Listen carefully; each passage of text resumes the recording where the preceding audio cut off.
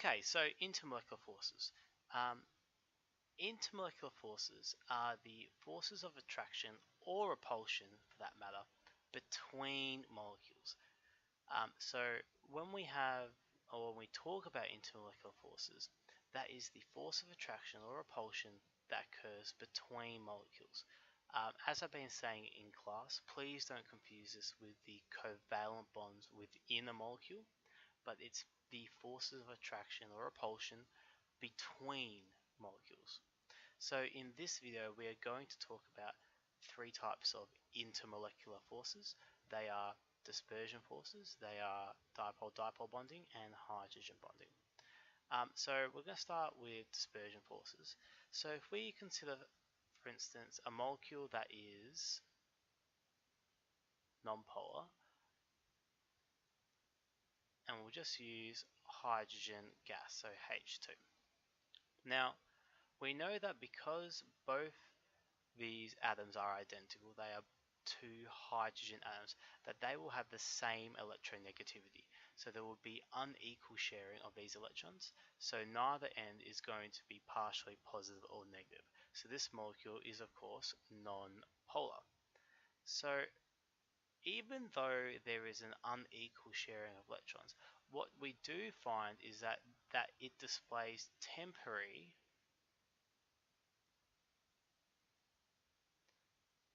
and instantaneous dipoles. So we need to talk about how these are created. So if we just use a different color for a moment. Now, even though that we know the electrons are relative, or we show on a diagram that electrons are here, in reality they could be anywhere in this area because they're being shared. They could be anywhere around here. So we don't know exactly where that pair of electrons are. And because they're electrons, they are constantly orbiting. So they could be anywhere, and at any given point in time, we can just say that the pair of electrons could be on either end of the molecule. Now remember, this is for one instant, it's instantaneous. But for this particular moment, if the electrons are over this side, then we can label this side partially positive, and then the other side would be partially negative. So this is what we call a temporary and an instantaneous dipole. One end of the molecule is partially positive, and the other end of the molecule is partially negative. So hydrogen displays for only one moment very weak dipoles. And it's because of these temporary dipoles that dispersion forces exist. So if we had a sample of hydrogen gas, at any given time we will have partially negative and partially positive ends. Now dispersion forces would be the forces of attraction between the partially positive end of one molecule and the partially positive end of another molecule. So I'm just going to quickly draw random ends, because remember this is completely random, of all the molecules.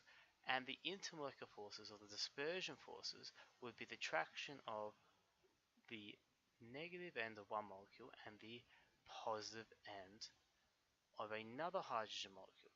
Now that attraction there would only last for one moment before it's gone. So because it's not, because it is temporary, it's not permanent, and because it's instantaneous, it's very weak. Dispersion forces, or molecules that typically display only dispersion forces, will have low melting and boiling points. So examples are things like nitrogen, CO2, and hydrogen gas. They will all have low melting and boiling points because the amount of energy required to overcome just the dispersion forces is very weak. Now, the only thing else that we need to talk about is if there are larger molecules, that means they have more electrons. So at any given time, if we have more electrons on one side, that would make the partially positive and slightly more positive. So the dispersion forces would be slightly stronger. So molecules such as octane, which is C4, no, that's butane, C8H18 is actually a liquid because it has relatively strong dispersion forces. It doesn't display dipole-dipole bonding or hydrogen bonding, but because it has a lot more electrons, it has stronger dispersion forces than nitrogen, carbon dioxide, and hydrogen gas. But we can talk about that in a later video. So, um, the good thing is that they are the only temporary dipoles that we talk about when we talk about intermolecular forces. So, for dipole-dipole bonding, let's talk about the example of hydrochloric acid or hydrogen chloride.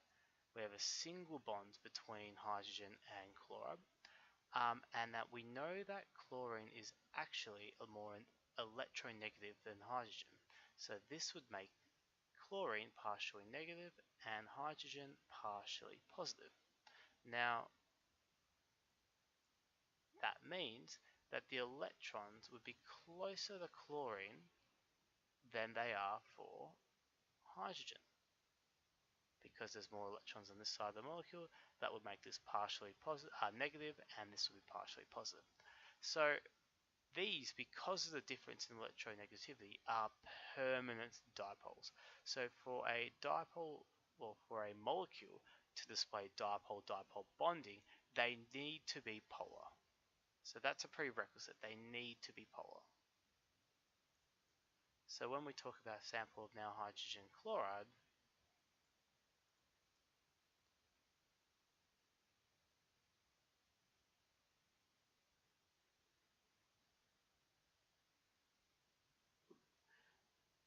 the hydrogen will always be partially positive, and the chloride will always be partially negative, and the attraction would be between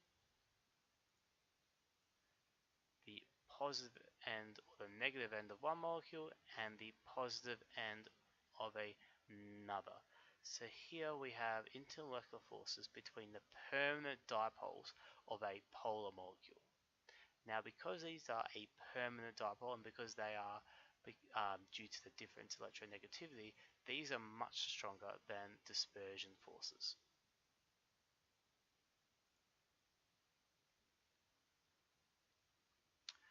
Okay, so the best example to explain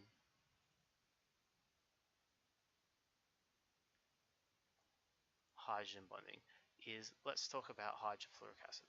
So whilst this looks very similar to hydrogen chloride, which we use for dipole-dipole bonding, fluorine is the most electronegative element.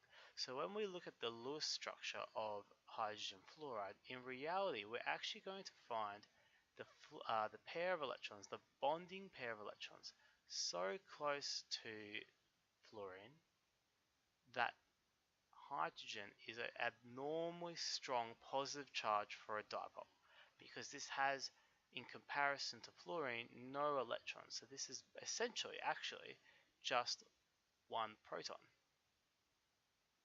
because remember H is 1, 1.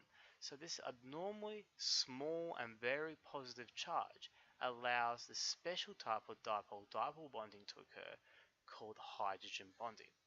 Now, it doesn't have to be a HF bond, but it has to be a hydrogen and a very electronegative element. So molecules that display hydrogen bonding have to include either a HF bond or a HN bond or a HO bond, because these three are the most electronegative element.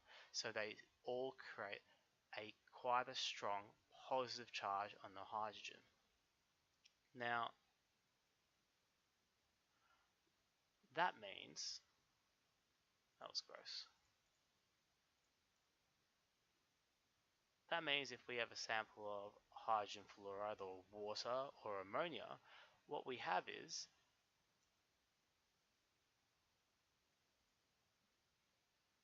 dipole-dipole bonding essentially occurring again, but the sense of attraction will be between, again, the negative end of one molecule and the hydrogen end of another molecule.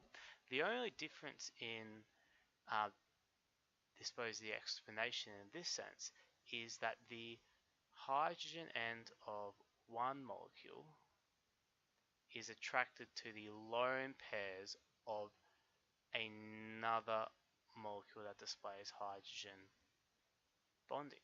So in this case, hydrogen from one hydrofluoric acid is going to be really attracted to the lone pairs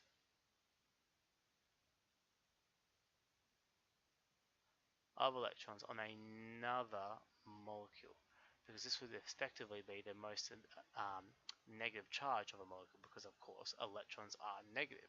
The reason why hydrogen in particular can be attracted to the lone pairs is because it's so small and it's just a proton, because the electrons are being pulled away from fluorine.